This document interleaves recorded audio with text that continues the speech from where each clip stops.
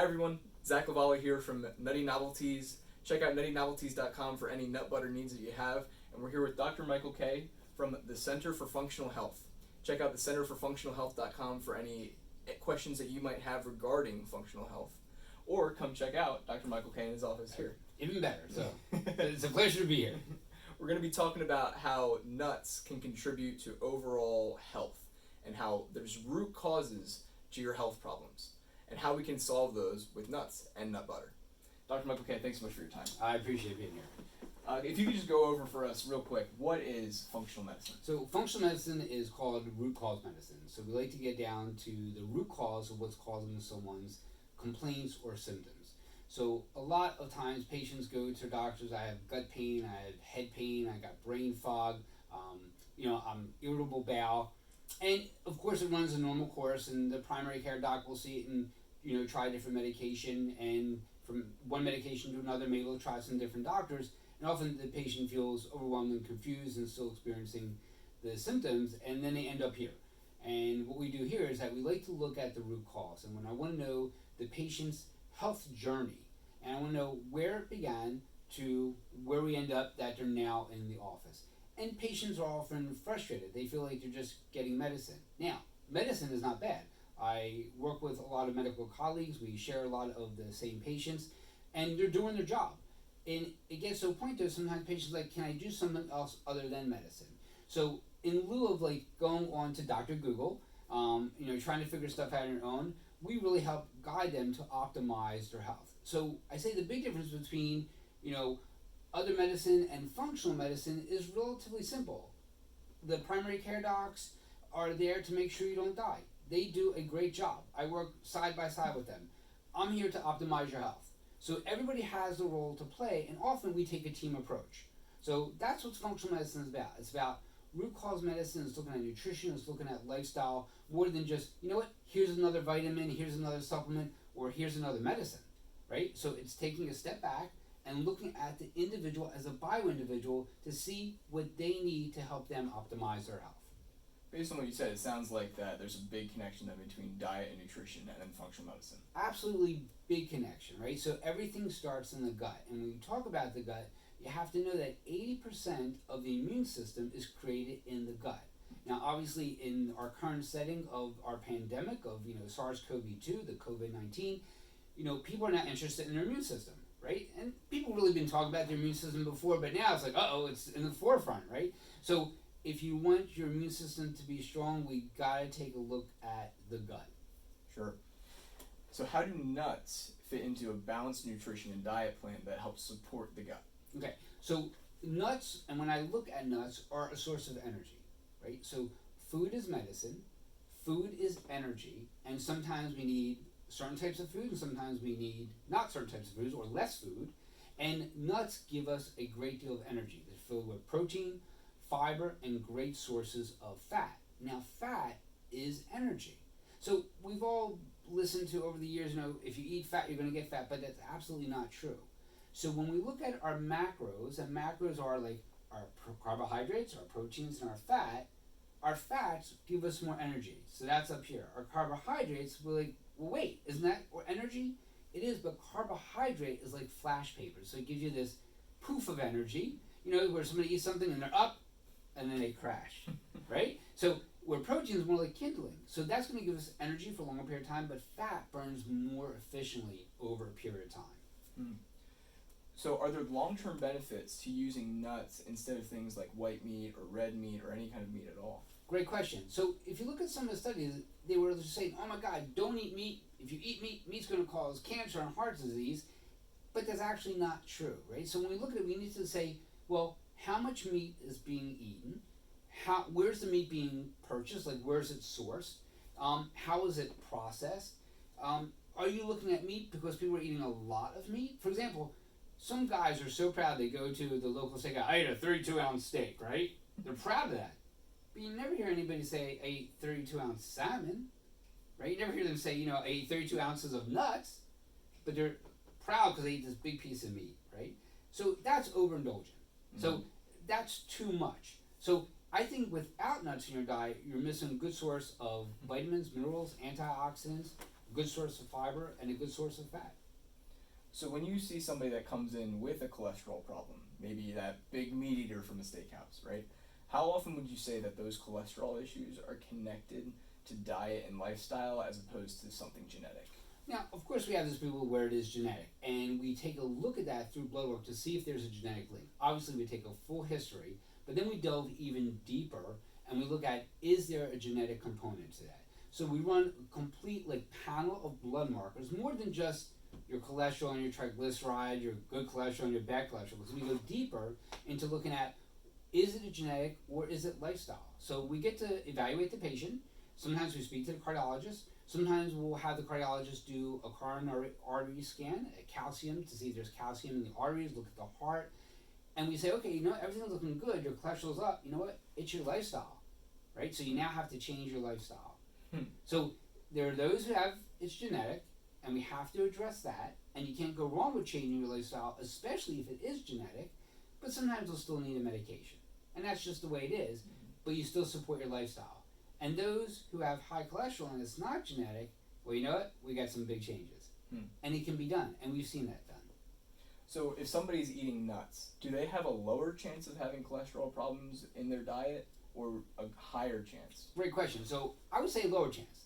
And if you look at some of the studies, first of all, nuts are low in cholesterol, they have no cholesterol, so that's not really fueling the fire, right? Where a diet high in sugar is fueling the fire, right? And nuts are very low in cholesterol or no cholesterol, and there's no sugar unless people add sugar into a nut butter, right? That's the only time it gets there. So I say that actually helps somebody who has high cholesterol. Plus, it helps with keeping that weight under control. It helps with that satiety level, meaning, am I full? Do I feel satiated? Because remember, here in America, everybody eats to be full. They don't eat just for energy, they eat to be full. And we also have some studies that say, it helps with blood sugar regulation as well. So it helps the diabetic patient. So kind of shifting focuses now from cholesterol. Can we talk about allergies a little bit? I feel like there's a lot of people that think that the only allergy that you can have to nuts is kind of like that anaphylactic shock, that big reaction. Correct. Are there other reactions that people can have? What do those look like? And how can we get to the root cause, as you've been talking about? Sure. So we look at, as a reaction. So there's the allergic reaction, the anaphylactic, they can't breathe, the eyes water, they break out in hives, or itchy. And that can happen almost immediately to 2 hours later. They eat something, they're fine, 2 hours later, boom, they go down hard. Okay, so that's one way. But then we have somebody who cannot tolerate something, so that's an intolerance. So that's where they eat something and they say, a couple hours later, 3 hours later, I don't feel good. My head bothers me, my joints feel tight, my gut feels bloated, I just don't feel good. And then there are sensitivities. So sensitivities is where 2-3 days later, they think that joint pain is real because maybe they overworked or they slept wrong, or that headache or that brain fog, that difficulty to concentrate is a result of something else. So they'll take a Tylenol and Advil, but not really realizing that, that's a sensitivity, that's a reaction to the food that they're eating. So when we look at, how do we know, right? So one, we do an elimination diet. So we go clean for about 2-3 weeks. Very clean. If we have to, we'll use what's called an elemental drink, which is a drink that has some protein, fat, and carbs, and allows them to get through the day, but not really taking in food. And then we begin to add food back one by one, nice, simple, easy, and we gauge the response or reaction. So a lot of times, let's say top 3 symptoms: brain fog, joint pain, my gut feels bloated. So an individual can write down what to eat, and then as they add foods back, they gauge, how am I feeling with those complaints? If they notice, wow, every time I eat X, I feel Y, I'm going to take it out, I'm feeling pretty good. I'm going to put it back in again a week later, I'm feeling lousy again. So they know as a bio-individual that they cannot eat that certain food. Now, we can also do food sensitivity testing, and we'll do that in the office. And food sensitivity testing allows us to find out, is this person sensitive to certain foods? So again, we take it out, we put it back in. For example, let's say somebody says, every time I eat eggs, I have a problem. Well, is that eggs that are scrambled? Well, that's using butter, right? Is it a farm egg versus a commercial egg?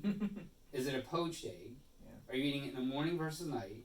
So there's so many different variations. The same thing with nuts. When somebody says, well, nuts bother my gut. I'm like, well, is that a peanut, an almond, a macadamia, a walnut, and how did you eat it? Because a nut butter is easier to assimilate and break down than it is a raw nut. So it just depends on the individual. And both serve a great purpose. So the difference between an individual might walk in here and say, every time I eat X specific food, I have this problem. And immediately your first thing would be, let's A/B test that. Exactly. Let's pull that out of the diet. Let's pull it out of the diet and put it back in. And it might be like, let's pull it out of the diet, let's put it back in. Let's put it back in with a better quality of that product that you're eating. Right? So that's something else. When they run to the store and they go, well, I eat the typical peanut butter. I'm like, well, did you ever try natural peanut butter? Because they may have a totally different response. Because the one conventional supermarket may not have, something in it that the other one has. So the natural one that says natural on it still can have junk in it. Right? Where if we get, just a nut butter and it says nuts, you're good to go. Because sometimes they use fillers and extra sugar and all that kind of stuff. So they're eating a nut butter, but they're not eating a good quality nut butter.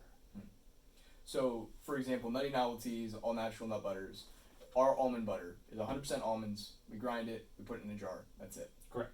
So, how would that compare to, let's say, some schmuck almond butter from the supermarket? Right. So it could have one supermarket could have sunflower oil in it.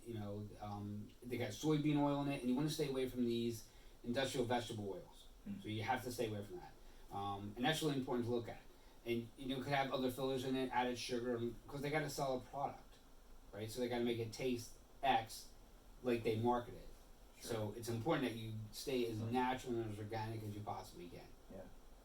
Which nuts would you say provide the most overall health benefits? So it depends what we're looking at. So a macadamia nut, wonderful for heart support, absolutely wonderful. A Brazil nut has selenium, which is great for people who have thyroid conditions, because we find that selenium is deficient in a lot of people who have thyroid conditions. Almonds, wonderful source of protein. So if I have somebody who's trying to lose some weight, we will use nuts as that satiety snack. It gives them the ability to chew, crunch, a little bit of salt, and we move on.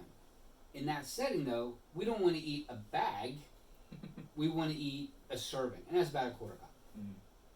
So let's be honest, it's a lot easier to eat nuts in a safe, without that indulgence way, as opposed to nut butter where you can just take a spoon to it and go at it. Been there, done that. Yeah. So how do we go about doing that in the right way? If we're going to eat nut butter, how do we make sure we're going to stick to a serving? So we have to measure it, right? And people hate that, but you do have to measure it. So people say, well, I have a tablespoon. So there's tablespoon measurement, and then there's I took the peanut butter out with the tablespoon. So those are two different things, right? So, you're going to scoop with a tablespoon, but if you have a measurement of tablespoon, you have a measurement of tablespoon. And you want to stick to that 2 tablespoons for certain individuals. And in certain individuals, they need 4 tablespoons. And again, it depends for every day. So, like I shared before, during my day, because it's a 12-hour day, 14-hour day, I will go for my measured tablespoon of nut butter. I use it in my smoothie. But for me, it's a great pick-me-up during the day because it has a great deal of energy. And that's really important.